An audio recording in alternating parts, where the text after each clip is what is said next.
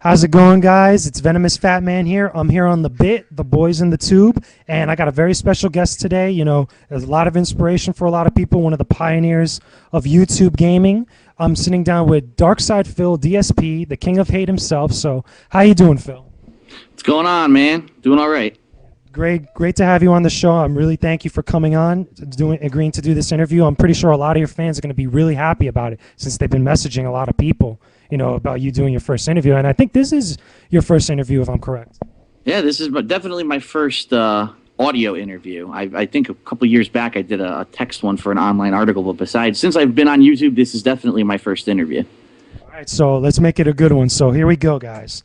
First question, pretty much, like I do with everybody else that I started off with, is pretty much tell, for anybody that doesn't know already who you are or hasn't followed any of your channels or is new to YouTube, give kind of like a generalization of who you are, what you're all about.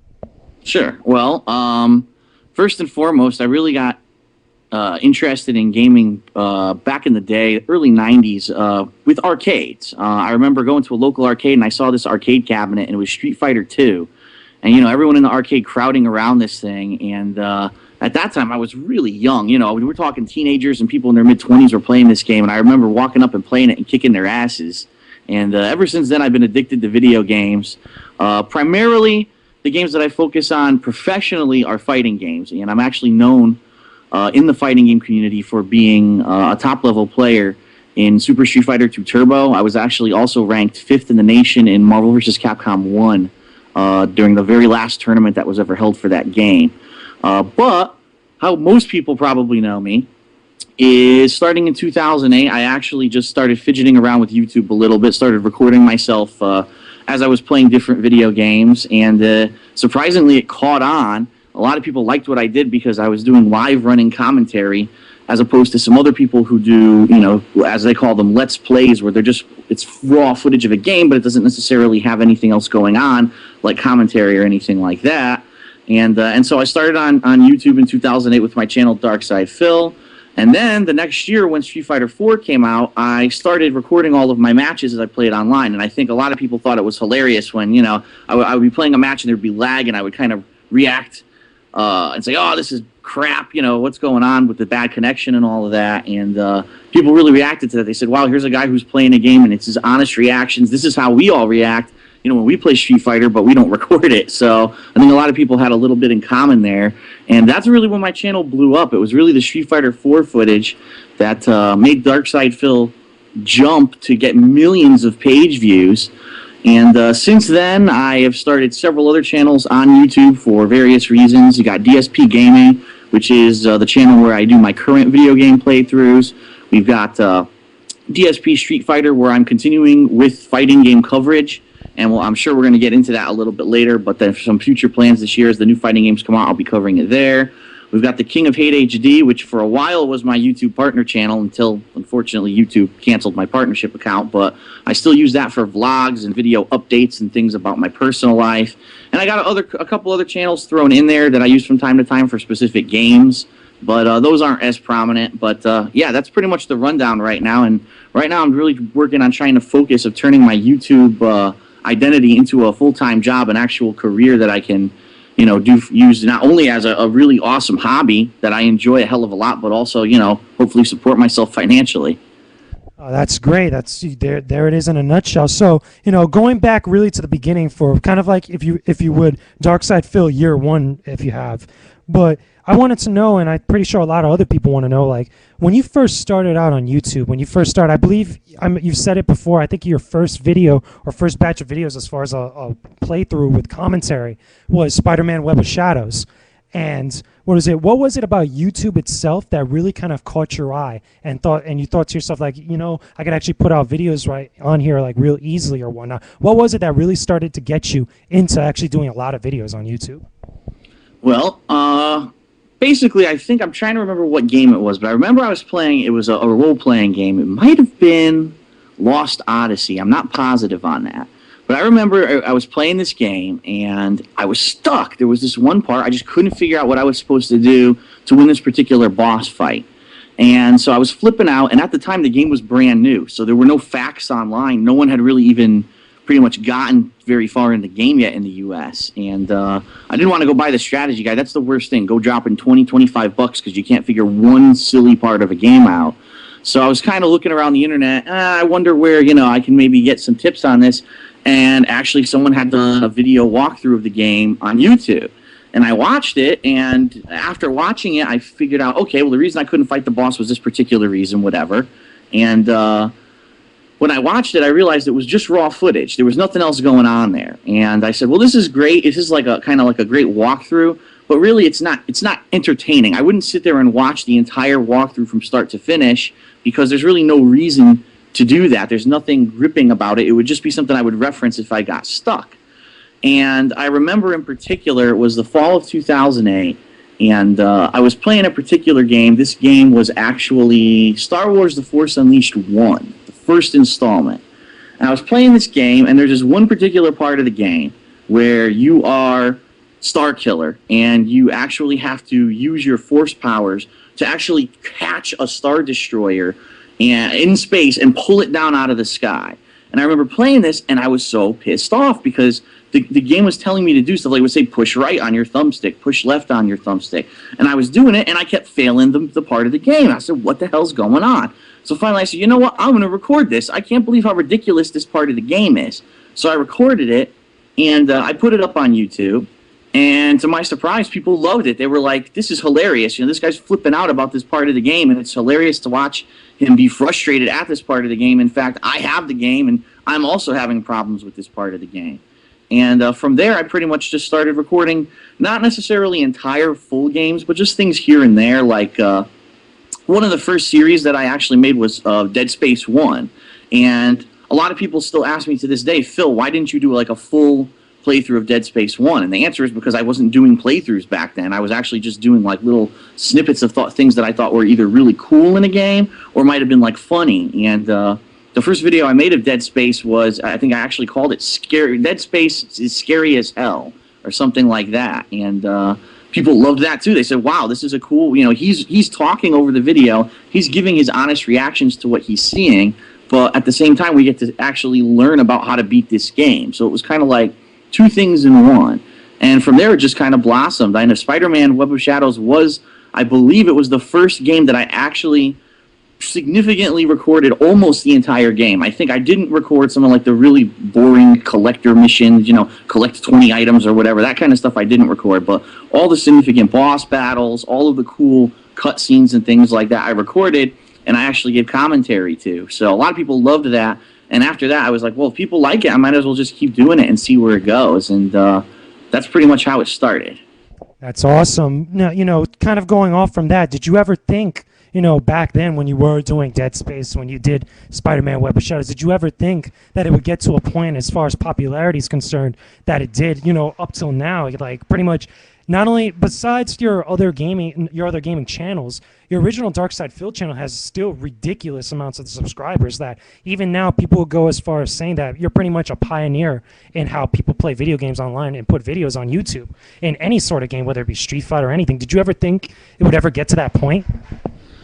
Well, obviously the answer is going to be no. I never thought it was going to become... First of all, I never thought it would become as popular as it has, and I definitely didn't expect that it would actually be something that would be able to support me, financially in this bad economy. At the time when I had started doing these, I was actually a really big fan of the Angry Video Game Nerd. I don't know how many people, know about him, James Rolfe. And his story's kind of funny because he actually is a videographer, and he made a funny video where he played the character of this nerd who was just really angry at old video games, classic video games, and how he had basically wasted his youth playing them because they were all so cheap and frustrating. And I said, well, wait a minute, this guy, who's just a videographer, made this one or two couple of videos, and they became hugely popular on the internet. And so I was kind of inspired by something like that. I said, gee, anybody can do it as long as they can find a way to be entertaining. And for me, I was like, well, if I'm going to try to be popular, obviously I have to kind of play to my strengths. And that's really why when Street Fighter 4 came out, I kind of focused on that. And for a while anyway, at least. And I think that, again, that's really where I broke out. So yeah, I never thought that I would become as popular as I am today. I definitely never thought it would be something that would support me. It was really just a little side hobby that I had. And then once I saw how popular these kind of things like the Angry Video Game Nerd and even my own channels were becoming, I was like, wow, this maybe does have potential. Even though I'm not, focusing full time on this at that time, I did have a full time job outside of it. I said, this is definitely worth something of putting time into. Maybe it can grow and blossom. That's cool. So, one last thing before we go into another video. I know I asked John this when me and him sat down, we did our interview, but I want to get your side of the story, and I'm pretty sure other people want to get your side of the story. Pretty much, how was your meeting pretty much with John Rambo, and what was it like, that first time actually meeting him, and then eventually became this friendship that you guys now have, but on and off YouTube? Well, it's funny because a lot of my friends who I've met in life, I've actually met through Street Fighter, and it might sound kind of silly to some people, but you'd be surprised the kind of community that can come out of something like that, a competitive video game and a tournament scene. And I remember at the time I was actually another friend of mine that I was hanging out with, Tony. He said, "Hey, you just want to go play some games with some people that I know who I hang out with, near where I live?" I said, "Sure." And we went out there, and it was actually John and a friend of John's. We were playing other games, and then they kind of, as like a side thing, say, "Hey, you want to play Super Turbo?" And I said, "Super Turbo? That's actually one of my favorite games. It's one of the games I'm best at." And it just kind of started from there. We started playing a lot, and John really loved Super Turbo. At that point, I was already a tournament competitor in the game. He was just trying to absorb as much as he could, and it just went from there. We started attending tournaments, and at that point, he was learning. And we would practice together and basically train that way. And it was hard because in Super Turbo, and a lot of people probably don't know this, but there's no competition for Super Turbo. There's very few people who still play the game on a competitive level. And it is a shame, but it's because there's never been an accurate home port of the game. Everyone says the arcade edition has never been replicated properly for a home console.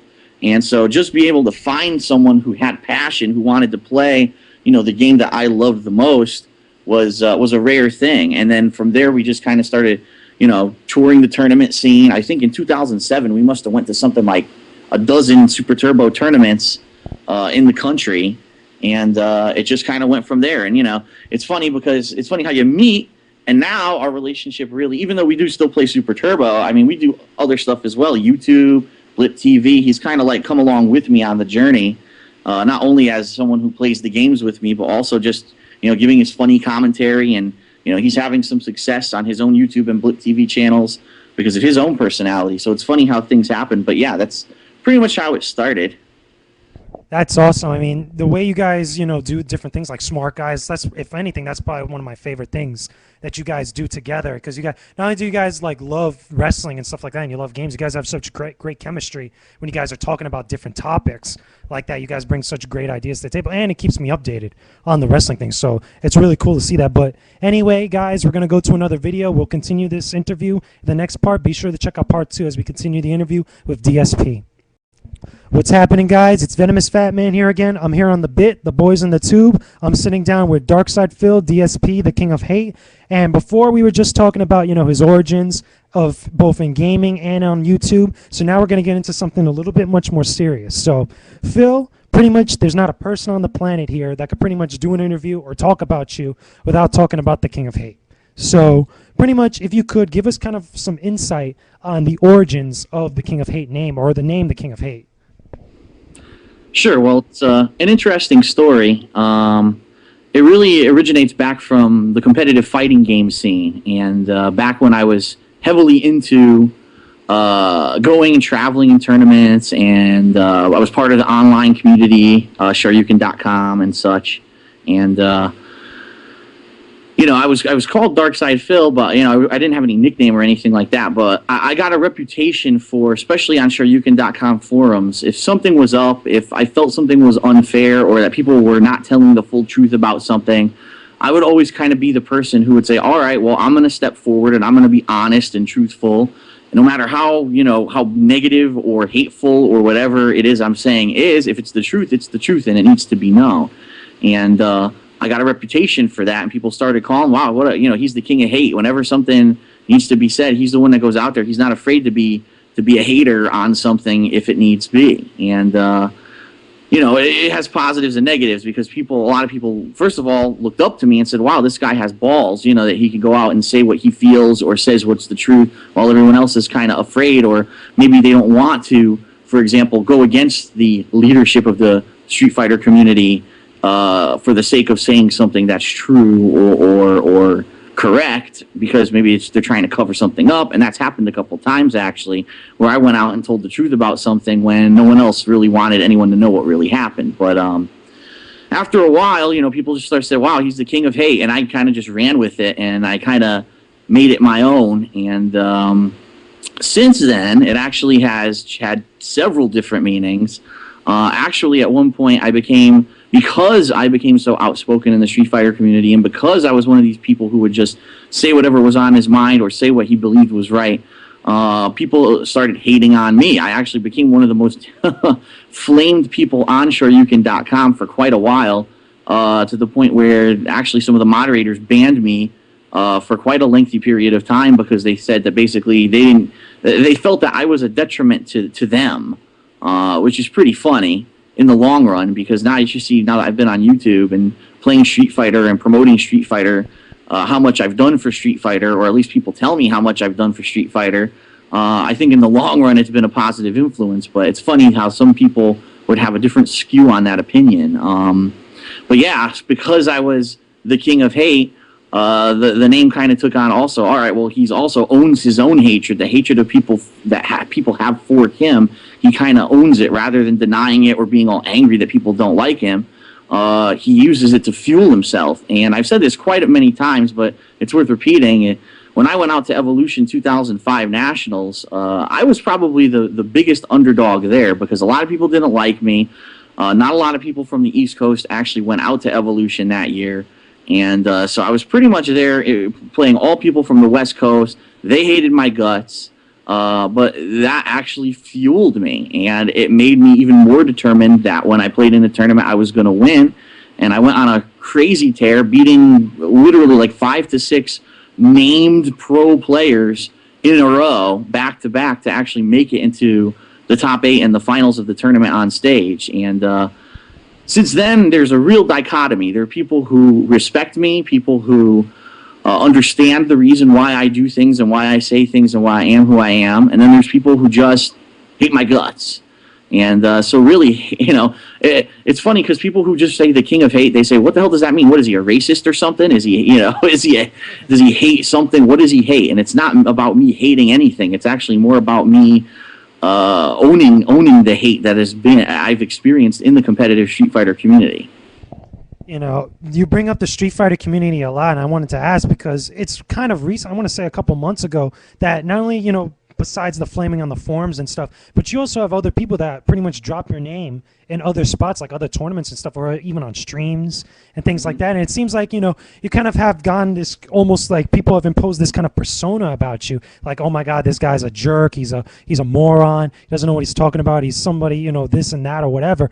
But did it ever really bother you to a point, like whether they were talking about you on another stream or on a forum or whatnot, or wherever they were talking about you on, to the point where the hate got so much that maybe you had to take a step back about something you were going to do on YouTube or something you were going to talk about with other people online or on a forum or whatnot? Did it ever bother you in that way? Well, first of all, it's kind of, to be honest, I never really heard these people talking about me. Now, of course, I get second wind of it later on. People might send me a link to a video or something, but I hear all the time that people name drop about me. It's hilarious because, to be completely honest, I really haven't been part of the competitive Street Fighter community for quite a while now. In fact, 2007 was the last year that I attended EVO, and after that, I pretty much fell out of the scene. I saw that, by the way, guys. So I took some time off from the competitive scene, and that's actually, and then 2008, I started my focus on YouTube. So yeah, I hear all the time about how people name drop about me. Now, does it affect what I do? Not in the least. I'm going to do what I'm going to do, regardless of what people say about me, and I've always been like that. Again, part of the whole king of hate is that I own the hate, and so you can say whatever the hell you want. I mean, I'm going to always be an honest person. I'm going to try to, say and do what I feel is right or needs to be said, and regardless of if you believe me or not. I mean, you go ahead and talk shit about me. I don't care. Like I said, that fuels me. So yeah, no, it's definitely never affected anything that I was going to do or say. You know, I was getting messages, oh, Phil's a scrub in Street Fighter 4. The only reason that he complains is it's not really laggy. It's because he sucks. And I read it and I'm like, what a fucking idiot. You know, I'm someone who's been playing Street Fighter 2 since the day it was released in the US in arcades. I think I'm a little bit more qualified to talk about lag and input droppage and that kind of stuff than some random kid who thinks that he's going to try to flame me on a video. So, no, I don't let it affect me. I don't let it get to me, and I just say what needs to be said. Clear, straight, and to the point. I love it. So, anyway, besides that, on the flip side of that, even though you are technically the king of hate, do you ever get like people that come up to you, whether they're on YouTube and stuff, like people like me or people like other people that have, just been doing their stuff that are similar to what you do on YouTube? Have you ever gotten people that actually come up to you and ask you or tell you even that, you were my inspiration, I love what you do, keep doing what you're doing? Did you get more positive feedback or positive comments like that than you do more of the hate? I would say every single day I get a positive comment, and it's very inspiring, and it's part of the reason why I think I've stuck in there and I keep doing what I'm doing, even through all the trials and tribulations and all the crap that I've been through in the past 5 months. Really just the people saying, listen, you inspired me, you're funny, you give me a laugh at a time of day when, I might be a bad time in my life, or maybe it's just I'm getting up in the morning and I need to watch a video of yours to get me going, because a good laugh, gets me moving in the morning or something like that. I mean, I get all kinds of feedback from people, and yeah, I would definitely say that it doesn't really matter how much hate you get, as long as you know how to take it in stride and understand that regardless if 5 billion people hate you, if one person, if you really touched them and made them feel better or gave them a laugh, then it's all worth it. So I don't let the hate get to me, and yeah, the positivity keeps me going. That's great to hear. Has there been an overabundance of a positivity, ever since, the whole big thing that's gone down with all your YouTube channels and stuff? Have you gotten a lot of support from the community or the people that, that are your fans and stuff? Well, it's funny because it always takes a time of crisis and a time of uncertainty. That's when you really get to see who's really a fan and who really was just along for the ride, riding on your coattails. And as everyone knows, I've been through quite a lot in the past couple of months before, losing my full-time job, having to try to turn YouTube into a way to support myself financially. When that fell through, then having to actually pull my content from YouTube and try to go to BITT TV and use another site as video hosting. And I do have to say that it's definitely inspiring, because especially with the creation of my website, thekingofhate.com, which, by the way, is completely fan-made. I have not created one thing on there besides maybe a little bit of moderation in the forums, but thousands of people who on a daily basis are just leaving positive things. I mean, just for example, on my most recent video regarding the BITT TV situation, I think there's over 2,000 comments on that video, and I'd have to say probably about 95% of them are positive comments about, Phil, keep it going, we're there with you no matter what happens, whether you need to leave BITT, whether you're going to YouTube, whether you go to some third-party site that no one's ever heard of, we're still there with you. And there's that kind of positivity is great. And even if it comes to a point in my life where I may not be able to do this as a full-time thing, where I might have to just kind of go back and find another job just to pay the bills, and then I have to kind of do this as a side thing, I think I'm still going to do it, because it's worth it. If you're getting that kind of feedback, I think it's definitely worth it. And it opens a lot of doors at the same time. I have a lot of people who I've met, a lot of contacts, a lot of stuff that's happened since I've started on YouTube that are definitely been positive things in my life. So that's great. Great to hear. So YouTube's going to cut us off in a second. So we're going to another video, guys. Be sure to check out part 3 of the interview with DSP. Hey guys, it's Venomous Fat Man here again. I'm here on the BITT, the boys in the tube. I'm still sitting down with DSP, Darksydephil. And before we were talking about his origins, we talked a little bit about YouTube. We talked about the King of Hate, the namesake. Now we're going to get into, everybody's favorite pastime, Street Fighter. So to start things off, I wanted to ask, I think a lot of people pretty much wanted to, know the answer to this question, was why Street Fighter 2 Turbo or Super Street Fighter 2 Turbo as a competitive game? Because you said you played Street Fighter back in the arcades, and that was kind of like your first exposure to it. But why specifically this game competitively? Well, good question. The answer would be, blow my vomit a little bit here. The answer would be because there were several different iterations of Street Fighter 2, and Street Fighter 2 really was the first game that was considered a professional fighting game. Now, there was Street Fighter 1, but that was more of a different take. It only had 2 buttons. It was very limited in what it was. It only had 1 or 2 characters who you could select. Street Fighter 2 was really the game that broke out and created the whole fighting game genre. And back in the day, I used to play this game in the arcades, and I played every version of it. I mean, from Street Fighter 2, then there was Champion Edition, then there was Hyper Fighting, Super Street Fighter 2, and then finally Super Street Fighter 2 Turbo. I think the reason that Super Turbo has really endured the way it has is because it was really the epitome of a tournament level game, and it was the last game, I would probably say, in the Street Fighter series before they started going towards a gimmick system. And let me explain what I mean by that, okay? Super Turbo was the very first in the Street Fighter 2 series that had super moves. And so it was a really complex dynamic that kind of changed the whole face of the way that fighting games existed. But after Super Turbo, you went into the Alpha series, you went into the Versus series, and each one of these games had their own unique take and their own unique gimmick. For example, Alpha really went heavily into custom combos and chain combos, things like that. The Versus series was based more off of a tag system. And now it's really hard these days to find a fighting game which you can even kind of call a straight-up fighter. Most of these games now have some kind of an interesting spin or a take on the original Street Fighter II formula. I think really Super Street Fighter II Turbo was the last of the classic fighting game series before they all kind of went divergent and went their own ways with this original fighting game engine. But Super Turbo is basically the perfection of that original game that became the tournament-worthy game that kind of spawned all the other fighters after it. That's good stuff to hear. But besides that, pretty much you said that you were pretty much playing Street Fighter, competitively for a good couple of years. You went to Evo already a total of, I think it was 2 times. Am I correct? Evo, actually, let's see. I went to the first Evolution, which was in 2002. Then I went in, I believe, 2005, 2007. So I've actually been to 4 Evos. Okay, so 4 Evos. That's pretty much underneath your belt. That either you placed high or you won for the most part. But I wanted to ask you, about competitive gaming in general, not just Street Fighter, but something that could be kind of, applied to all types of competitive gaming. Do you feel that competitive gaming is something that could be made a career out of, or something that's just better off left as a hobby, considering that it is playing a video game, even though you are making money?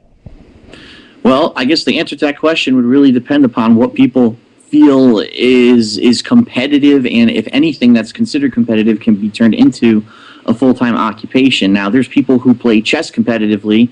I'm sure there's very few people who make a living playing just chess. Sports, however, which if you really want to look at the origin of it, sports were really just a hobby, a pastime, something to do in your free time to stay healthy and have fun, and now it's big business. So I don't see why competitive gaming couldn't become a big business venture, couldn't be something that someone could do to support themselves full time. I think the key here is trying to, number one, change the culture so that basically the mainstream culture embraces video games as part of life rather than just seen as some kind of a little geeky thing that a small group of people do. And number two, finding a way to make it profitable, because right now the gaming industry is extremely profitable when it comes to actually selling software, but besides that, it's really hard to find a way to make money off of the gaming industry. So, being for example, a pro gamer like Fatality, who is a very famous pro gamer in the FPS circle, he was basically practicing hardcore, crazy amounts of time. He would go to tournaments and win a couple $1,000s a tournament. So he had to constantly be traveling and playing in every single tournament just to keep doing what he was doing. Now, in the past 10 years, things have changed dramatically. He's not winning tournaments anymore, but he's got all these hardware sponsorships. You can buy a Fatality mouse. You can buy a Fatality graphics card. So he's really found a way to kind of cash in on the PC gaming, FPS gaming crowd. Now, if you want to talk Street Fighter, it's a little bit harder, because think about it. When you're playing Street Fighter, you're not using a mouse and keyboard. Really, the only piece of equipment that you use is a joystick. So sure, you can maybe cash in there and say, oh, we can sponsor joysticks or things like that. even Justin Wong, who's, probably the most successful fighting game player in the country, he has all these side sponsorships with places like Gamer Grub and all kinds of other things to try to keep him going and support him. He had to join a gaming team to try to get him to fly around the country and pay for his trips to go to tournaments. So it really is, it's difficult right now to support oneself being a competitive gamer, but I could definitely see in the future, as video games become more mainstream with the culture and more people are willing to, spend a buck to play these games, I think there may be a better business model that can be found, and maybe we could actually have a competitive gaming league per se, just like the NFL, people who do this full time and who play all the new games, and who knows, it could be televised. You could have the gaming Super Bowl, something like that. That's something like that would be very interesting to see. But going off from that, you're pretty much, you could consider yourself a straight up Super Turbo player for the most part, even though you do play most of these other fighting games, that are released by Capcom or whoever. But here's a big question that a lot of people, including myself, have always, been at odds and debate about, when comparing, because you've obviously played Super Turbo, HD Remix, whatever, and also Street Fighter 4 or Super Street Fighter 4. Out of your opinion, which do you feel is the game that necessarily takes more skill, or is the more tournament-worthy game? Oh, by far. I mean, there's no, hands down, you're not going to find anyone who's played both games competitively and isn't going to give you this answer. It's definitely Super Turbo is the harder game to learn. I mean, when Street Fighter 4 came out, what Capcom did is they really wanted to make Street Fighter more appealing to the broader audience. And they said, well, how can we do this? What's the number one complaint from the casual gamer when it comes to Street Fighter? And the answer to that was, it's too difficult to learn on a tournament level how to perform these special moves, how to perform these complex combos, things such as that. And so what Capcom did is they said, well, what we're going to do is we're going to water down our game. We're still going to keep it complex enough that the better players are going to keep winning, but we're going to actually water down the control scheme so that pretty much anyone can learn how to do these special moves, basic combos, and the like. And what you ended up seeing was, which it really does dictate, the results really do dictate the changes that Capcom made to the fighting game engine. Take a look at Evolution last year, where you had some people who you'd never heard of, otherwise, outside of the fighting game scene, like they'd never been playing these games competitively before, but they walked into EVO with a gamepad, and next thing you know, you got a guy named Zangief getting top 8, kicking Justin Wong's ass with Zangief. And it's like, holy crap, 5 years ago, 10 years ago, that was unheard of. You wouldn't have some no-name just walk into a tournament and start kicking the best in the country's ass out of nowhere. And I think really this really is a result of Capcom dumbing down the control scheme, making it easier for you to do special moves and these advanced tactics. I'm actually, it's funny because I just filmed an episode of Ask the King today where I talk a little bit more about this, but it really is, it's a mixed bag, because in my opinion, I think a game like Super Turbo, when you watch it at a tournament level, is a lot more entertaining simply because you realize how hard it is to pull off the reversals, to pull off the advanced combos and things that people are doing in those games, as opposed to Street Fighter 4, where anyone who sits down with Street Fighter 4 for a couple days can learn how to do the basics. Now, not to say they're going to walk into a tournament and win, but they're at least going to understand the game engine and be able to pull off basic combos and things, which back in the old days in Street Fighter, it was a lot more difficult to do. So yeah, I would definitely say that Super Turbo, since it doesn't have input shortcuts like Street Fighter 4 does, it doesn't have a really forgiving input time frame for your special moves and your combos. You really need to sit there and learn the game and practice the game in order to pull off advanced tactics. As opposed to Street Fighter 4, where anyone who sits in training mode and watches a couple videos on YouTube can pretty much pull off some of the more advanced combos. Doesn't mean they're going to do that in tournament, doesn't mean they're going to be clutch and they're going to be able to win in a competitive environment, but just the fact that they can do it to begin with just shows the dichotomy between the skill level in these two different games. Do you think there will ever be a time or a point where maybe Capcom or any of the other fighting game companies would ever go back, at least, in Capcom's case, go back to the original way of how, like, Super Turbo was designed, with no shortcuts, less of an opportunity to do a reversal dragon punch, for example, or any of the sort? I mean, do I think they'll ever go back? As just being someone who's been involved with business, I would say absolutely, business-wise, that would make absolutely no sense for them, because they obviously know that the the more simple they make these games, the easier they make it to pull these complex things off, the more casual gamers are going to jump into it and become part of that community. What I actually proposed, which I don't remember when it was, it might have been about a month ago, and then asked the king, was there's no reason why they couldn't have a game, for example, Street Fighter 4, and in the options menu maybe have a dip switch setting where you can turn these kind of easy mode shortcuts on and off. And in a competitive setting like EVO, you could turn it off and say, listen, you really need to understand the game and play hardcore in order to win in a competitive environment. And I don't know. I mean, when I said that, there was a lot of different opinions on the subject. Some people were like, why would you make a game artificially harder to play?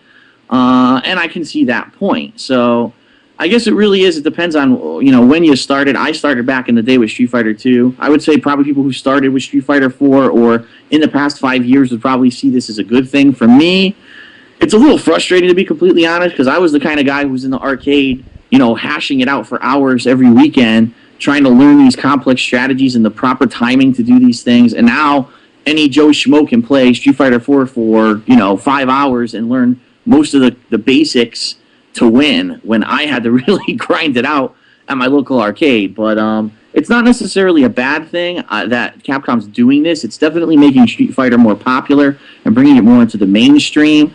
I do feel it is, watering down the competitive scene a bit, but choice-wise, I think Capcom knew what they were doing. There was a really smart decision on their part. They wanted to bring Street Fighter back. They wanted to get the casual gamer involved, and they knew that they were going to have to make the game more simple in order to do that. Well, there you have it, guys. I know a lot of you guys out there have been messaging me or anybody else wanted to know some of those tough answers to those questions. So there you guys have it. So anyway, YouTube's going to cut us off in a bit. We're going to another video. Be sure to check out the next part, guys, as I sit down with DSP. What's happening, guys? It's Venomous Fat Man again. I'm here on the BITT, the boys on the tube. I'm sitting down with DSP. We were talking about Street Fighter before, so we're going to kind of expand upon it a little bit more and get into a different topic that Phil's known for pretty much talking about, and that's online play. So pretty much, a lot of people say all they want about you, Phil, when it comes to your opinions and stuff on online play, particularly the Street Fighter. What is it about online play, for people who haven't already heard and stuff, that really bugs you about it? About whether it's playing Street Fighter or Call of Duty or whatever game. What is it about online play that really bugs you? Right. Well, that's a great question. In particular with Street Fighter, let's start with there. Online play is pretty much a joke, and I hate to say that because, I am friends with a lot of people in the Capcom community, people who work on game development, but to play a game like Street Fighter, the whole idea of a competitive fighting game is that you need to have excellent hand-eye coordination, you need to have excellent response time, you need to be able to react, to do crazy reversal moves on the spur of the moment. And online play basically eliminates your ability to do that by adding latency, by adding ping, by adding input delay. A lot of the things that change when you're playing online is, number one, what you're actually inputting on your joystick or your gamepad doesn't necessarily equate to what actually happens in the game. The game is like rolling the dice a lot of the time. It's saying, okay, well, Phil did a Dragon Punch move, but the guy on the other end threw a Fireball, but then there was ping and latency, so we're going to take the odds here, and we're going to say that Phil threw a Fireball too. And then it would be like, you're playing your game, and why isn't my move coming out? Why can't I block when I'm doing something online? These are the kinds of things that happen. And I know I've talked about Street Fighter 4's netcode for a significant amount of time in the past, but the bottom line is this. When Street Fighter 4 and Super Street Fighter 4 subsequently, when they were programmed, they were made to work on Japan's internet. And Japan, in comparison obviously with the United States, with Europe, is a significantly small country with people who live very close to each other. The internet is actually government sanctioned. It's extremely fast. They've actually been on 4G satellite internet for years. They've had 4G for quite a long time. Right now, the United States is just getting 4G on all their phones. So just use that as a comparison. So they're light years ahead of us technology-wise with their internet speed. And I've had friends, including Arturo Sanchez, who've gone to Japan. They said, Phil, we were playing Street Fighter 4 in Japan online. It's amazing. There's little to no lag. It's like you're sitting right next to the guy playing him. And we can kind of understand why they put this out as a product. Now in the U.S., it's a lot worse. Our internet is significantly slower than Japan. We have a lot of problems, especially with competing ISPs who have different kinds of internet connections, who have different problems with latency between each other. And so what you're going to find online is there's a couple common things that happen. Number one, whatever you do, it's delayed. So you might do a special move, and the move doesn't come out. When you do it, it comes out a little bit later. Number two, you're going to have input drops. What input drops means is you may press a button, and the game just doesn't recognize that you ever pressed the button and nothing happens. So those two things can significantly affect your online play. Now, comparing that, a game like Street Fighter 4 to, let's say, Call of Duty Black Ops. I don't know if anyone has watched, my videos of Black Ops, but it's pretty funny, some of these matches. If you actually watch the final kill cam on some of these competitive matches, you'll actually see that the guy wasn't even aiming properly at the person that they shot, yet the person died and somehow it ended the match. And the reason that happened is with FPS games, since it's not a one-on-one fight, they actually are able to roll the dice, but when they roll the dice, it's not necessarily as game-breaking. So if you're anywhere generally near the vicinity of shooting someone, the game's probably going to give you the benefit of the doubt and kill that guy. Now, if you have a slower connection, what you might find is that you can't kill anyone. And this has actually happened to me in several matches of Black Ops. I'm in there, I'm aiming straight at the person, I get the drop on them, I shoot them 5 times, and I'm instantly dead, and they're perfectly fine. I say, well, how can this happen? But then when you watch the kill cam, on his side of the fence, he actually shot me first. And that's because of the problems with lag and latency. So for FPS games, since it's such a larger team-based kind of a deal, people they don't necessarily see or experience the lag the same way that you would in a one-on-one competitive match of Street Fighter. So right now, my personal opinion is I don't feel that fighting games online can be considered as a real competitive environment because there's just too many factors going on. If we had internet like Japan does, I might be on a total other side of the fence with that opinion, but until we get that kind of a great connection and we can have that kind of a dedicated internet lines that are going to be giving us great latency like the person sitting right next to us playing, I put no merit whatsoever in playing online. I've had too many experiences where people are just, especially with Street Fighter 4 with the input, the ease of inputs that they put in there, the input shortcuts, people just mashing out stuff and beating people because it's so laggy they can't react to it. It's just, it's ridiculous. Yeah, pretty much. I've experienced plenty of the things that you talked about, including like the input lag and things like that. I remember there was a video back then in the day, I want to say like a good couple of months ago, I believe when you were still, it was Super Street Fighter 4, where you were playing again, you got into some random matchup or something against a guy named like Wonder Waffle or something. And pretty much, I remember you talking about in the video that the lag was just so bad that the guy ended up double perfecting you. So, yeah, I remember you talking about that, and like so many people made such a big deal about it in such the wrong way. Now, what I want to ask is that, being as it may with the lag and stuff like that, is that more, kind of like more reason for you to not want to do like more like fan appreciation? Like recently you did the fan appreciation sets, with Black Ops, with Halo Reach and stuff. But like have you ever, because there's a lot of challenges on YouTube, especially with the YouTube Street Fighter community and stuff, like as far as like challenges in Street Fighter or in like Black Ops or like in Halo Reach and stuff, has the whole like reason of lag or input lag or just online play lag in general kind of prevented you from doing things like that more often than usual? Well, I mean, you mentioned Fan Appreciation Week. I played several games that week, and it's funny, the day that I probably had the least fun was the day that I played Super Street Fighter 4, simply because I know I'm better than how I played. And there was, in particular, one room that I was in on PlayStation 3 where every person that I played, it was so significantly laggy that, like, I couldn't even play the game like I know it's supposed to be played. However, the other games, for example, Halo Reach, even though, yeah, I'm sure there was lag, it was a blast because I didn't really care. I'm not so dedicated to that I have to win the match. I think it was more just play around and have fun and try to do some funny stuff and get some epic kills and stuff like that. But you're absolutely right. There are people who challenge me. There's people who have never even talked to me, and then they make videos about how they challenged me and I turned them down. And I'm like, what the fuck is that?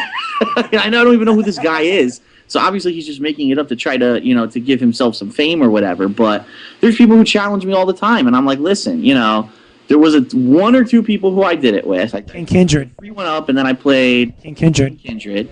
And free one up when we played, the connection sucked, and I happened to win. And the King Kindred, when I played, the connection sucked and I happened to lose. And after I played the King Kindred and I saw everyone's reactions, oh my God, he's amazingly good because he beat DSP. And not to talk down to the guy because he is really good, but I was like, how could people actually take online play and actually judge it as like a measure of skill?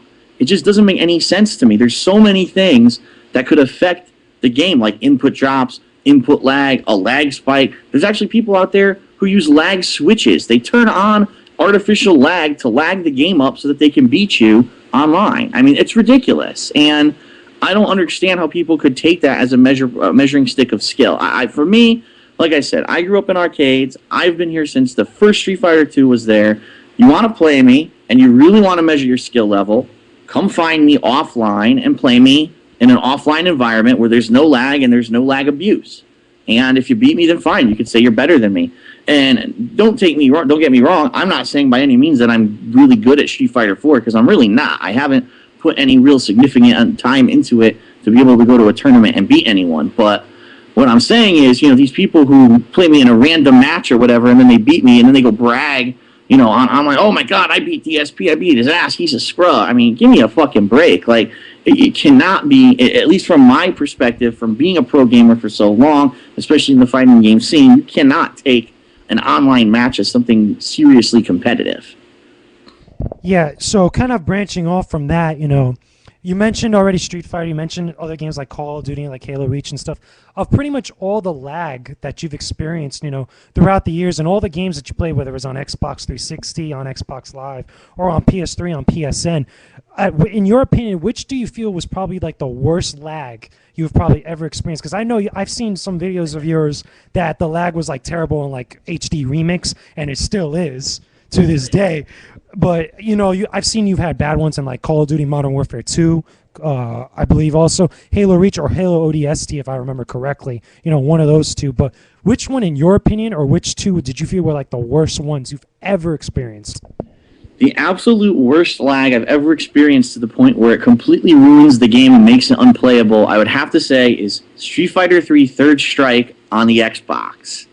I remember trying to play that fucking thing, and it was atrociously bad because that game is so heavily reliant on parries to reverse what people are doing.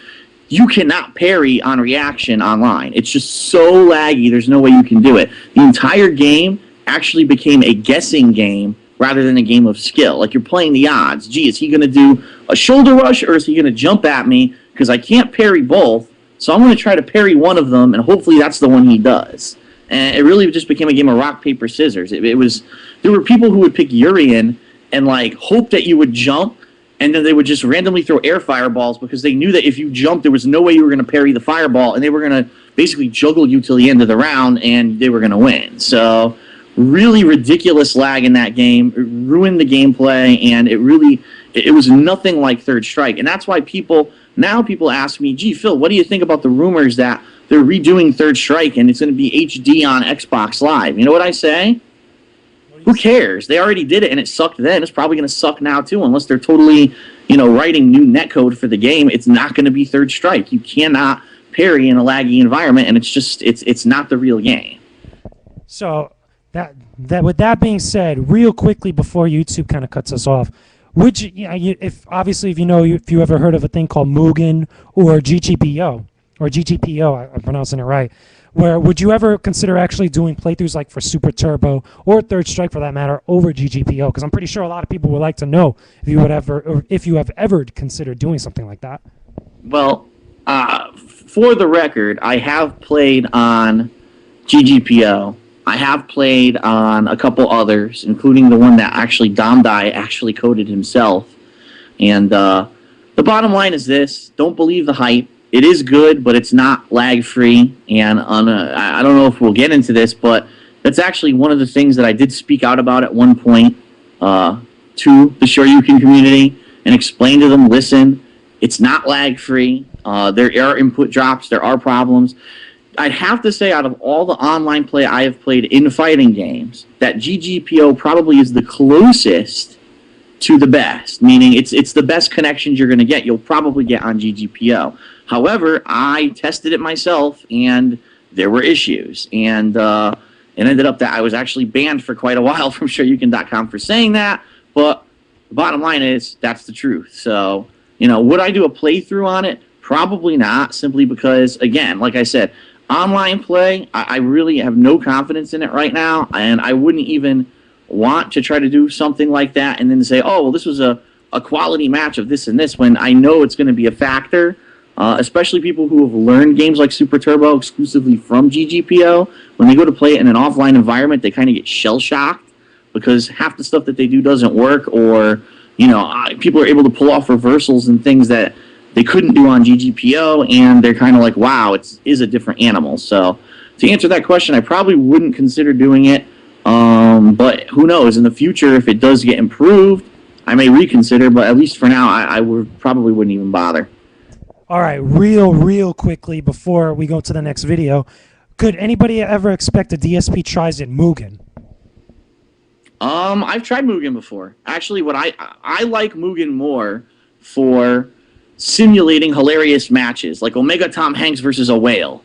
I think that's really where Mugen, you could use it actually as a form of entertainment. In fact, at one Evo, and this is when Mugen was relatively new, people had Mugen running on a PC, a laptop, and people were taking money bets. They were like, all right, Orochi Iori against, Evil Ryu, who's going to win in this computer match? And people would throw money down, and then they'd watch the match and have a blast watching the computer have these two guys fight. I mean, Mugen is a fun experiment, but it's not anything someone's really trying to perfect a gaming engine on, especially when it comes to balance.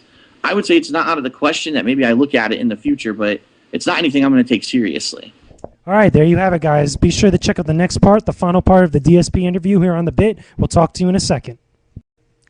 What's going on, guys? It's Venomous Fat Man again. I'm sitting here on The Bit with DSP, Darksydephil, the King of Hate, and we've talked about a whole bunch of stuff over the course of the interview, but we're getting into our final part. So we're going to talk about now, besides talking about online play, Street Fighter, competitive gaming and all that stuff, we're going to talk about more as what we all love best, the games, the video games, the video game industry. So to start off, Phil, I should have asked this a little bit earlier, but kind of, pertaining to all this stuff, when you go to choose a game for your playthroughs, when you do your whole DSP's, schedule and stuff, what is it that you really look for besides popularity, for the most part, of a game, what you're going to play, and if you're going to, put it at a certain date when you're going to play it, you go through your whole playthrough and stuff, or fan appreciation, what's the process that you usually go through when you're actually deciding what game to play?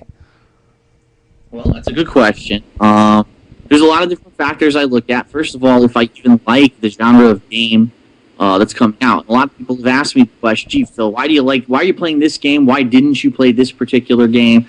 One of the games that I got the biggest question about was Gran Turismo 5. Why didn't I try that? Well, the bottom line is I'm just not really a fan of racing sim games. I do like some racing games, the ones that are more arcade style, I guess I would say.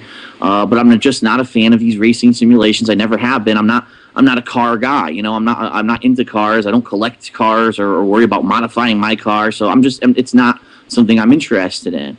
After considering that, then I would probably look at something like, gee, is it going to be a popular game, or is it a game or that's similar to another game I've played, or a sequel to a game that I've played that maybe I've liked already. Also, sometimes it's just dumb timing. I mean, some of these games, they plan their releases for really silly times of the year. Like, if you remember, back in November, you had Fallout New Vegas came out, and the same day, Vanquish was released. What the hell they were thinking doing that, I have absolutely no clue. But luckily, I did finish Fallout New Vegas in a quick enough time period that I could try out Vanquish, which actually ended up being one of the best games of the year and one of my top 20 picks. So there's a lot of factors that go into it. Another factor would be cost. Obviously, if there's 100 games coming out in 1 month, I have to pick and choose which ones out of those that I want to play. I can't play every single game, especially if every game is a $60 release. I kind of have to be a little bit on the cautious side. Yeah, so there are a lot of factors that go into it. Another thing that I would say is the time that it's going to take to play the game, and if the investment of time that's needed to complete the game is going to be worth it. So, for example, a lot of people have asked me, why didn't I play DC Universe Online that was just released? Well, the answer is because it's an MMO, and an MMO takes a significant amount of time and investment in order to get to the end game, which is pretty much when you're considered you've beaten the game. I just don't have that kind of time. I don't think anyone's going to want to watch me sit here and grind for 80 hours to get a level 40 character in an MMO when I could have played 3 other games that might be great during that time frame. So there's really a lot of different factors that need to be considered. Well, I would probably say a lot of people ask me, you know, in a game like Dragon Age Origins, why didn't I play that game? Well, it was a simple answer.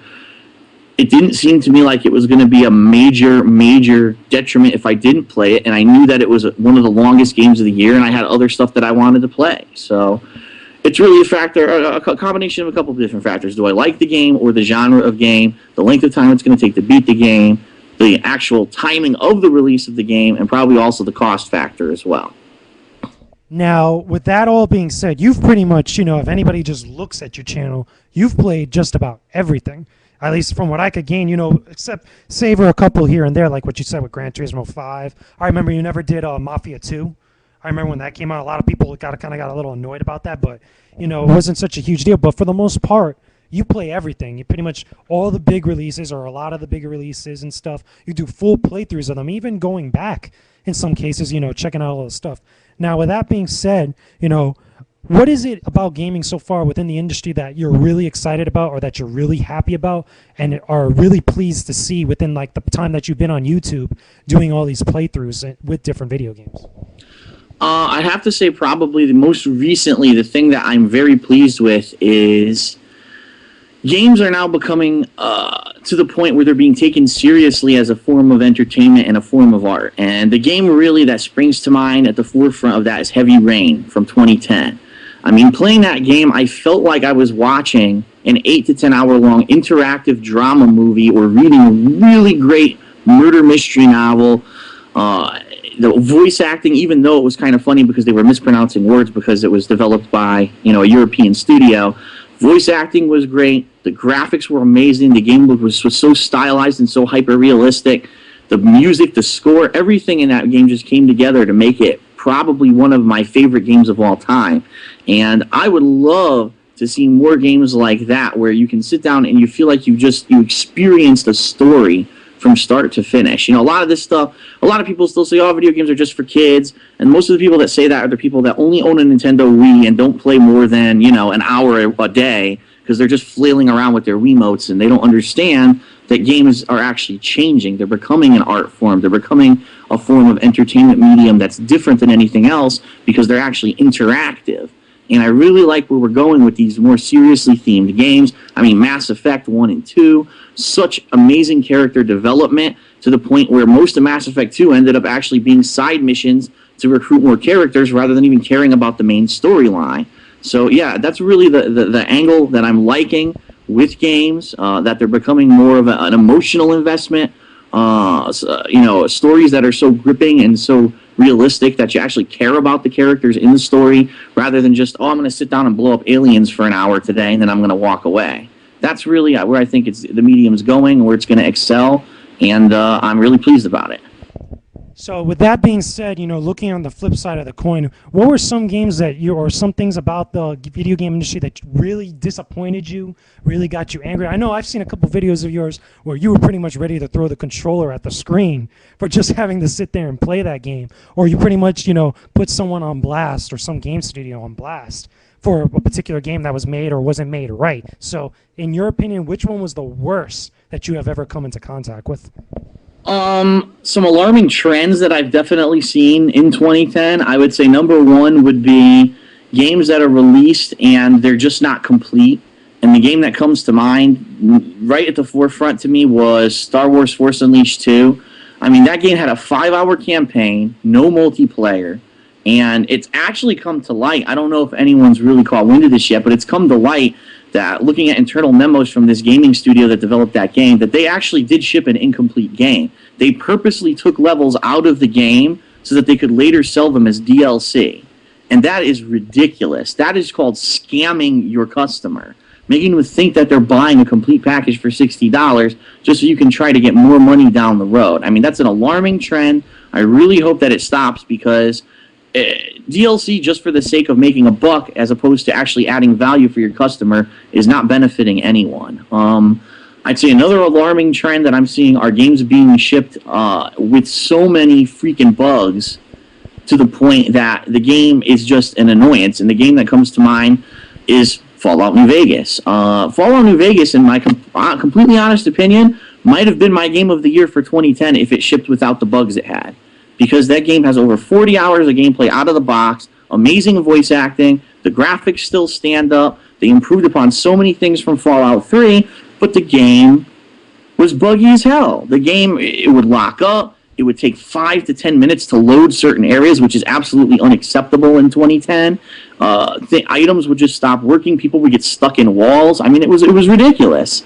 And I understand with the breadth and the size of that project that maybe it's impossible to catch everything, but how is it that so many people experienced the same exact bugs once that game was shipped to retail? That just means they didn't want to take the time to fix the problems. And that's another trend that I really don't want to see. If I'm paying $60 and I'm giving you my hard-earned money for a game, that damn well better be a complete game, and that game better, at least for the most part, be bug-free. I understand you can have a bug here or there that maybe you didn't catch, some crazy wild thing. You know, I played some games where I randomly fell through the floor, but then it never happened again. Okay, that's acceptable. But not a game like New Vegas that's, you know, a Game of the Year candidate being shipping with dozens and dozens of game bugs.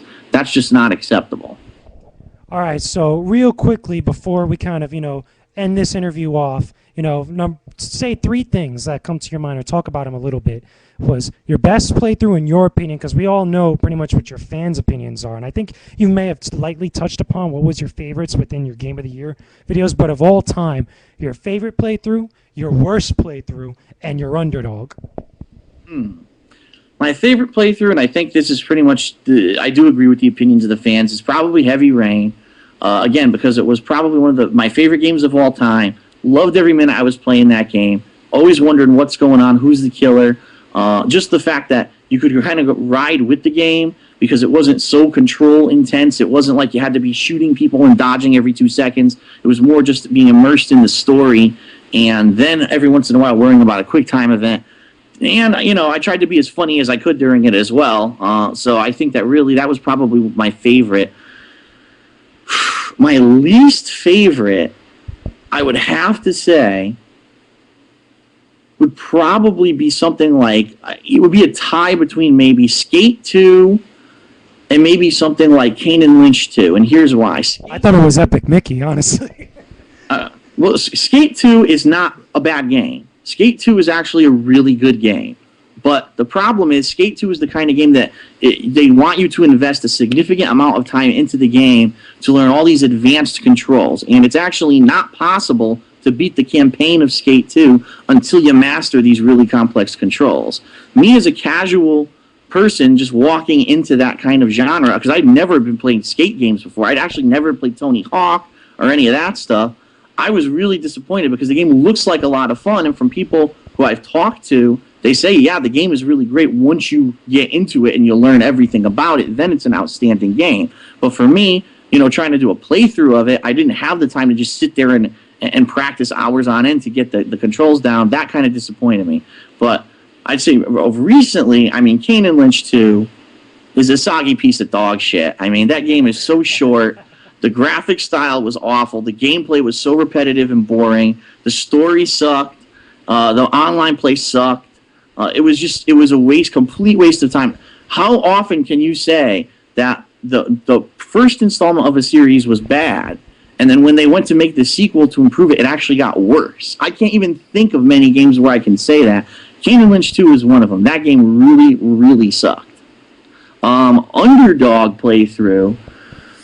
There's a couple of games that I played last year that I think a lot of people didn't really like, per se, like maybe Bayonetta, maybe Transformers War for Cybertron, or maybe even Singularity. These were games that, when they were released, they were really solid releases, but they weren't really pushed that much by the gaming media, and so a lot of people kind of passed over them, especially Bayonetta. A lot of people told me, oh, I watched your first video, and it was so heavy into, Japanese culture and that kind of stuff, I couldn't take it, and I didn't watch the rest of the playthrough. But that doesn't mean that these aren't good games. These games were kind of like sleeper hits. Singularity taking a lot of the best things out of recent FPS games and combining them. I thought that was an outstanding idea. Plus, the plot was really good, having multiple endings.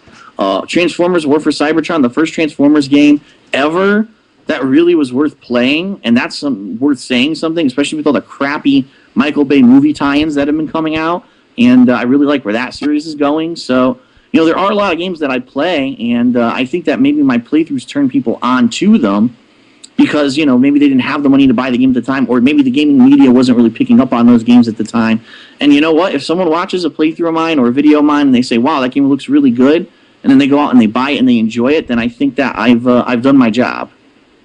There you go. Go and have it, guys. So anyway, before we close this off, anybody that you want to give a shout out to or a rant out to before we close it? Well, two quick things. First of all, I definitely want to plug Don'tBlowThis.com, the Super Turbo Revolution, a group of Super Turbo players who basically have gotten together and said, listen, we refuse to play these shitty console versions of the game. And we got our heads together and basically hooked up 2 Super Turbo cabinets head-to-head. And every couple of weeks we do a live stream. We've got some of the best players on the East Coast to come to Connecticut here and play with us. There's going to be a live stream this Sunday, January 23rd at 2 p.m. Eastern Standard Time. And we at least try to do it once a month. We're going to try to do it every other week as long as we can, but obviously things might change. If we do, we'll let everyone know. So be sure to check that out. There's going to be a lot more information coming up about that this year, especially the fact that we're trying to revive Arcade Super Turbo and we're trying to get it at Evolution. But we'll talk more about that as it comes. Yeah, we're running low on time now. We got like 30 seconds.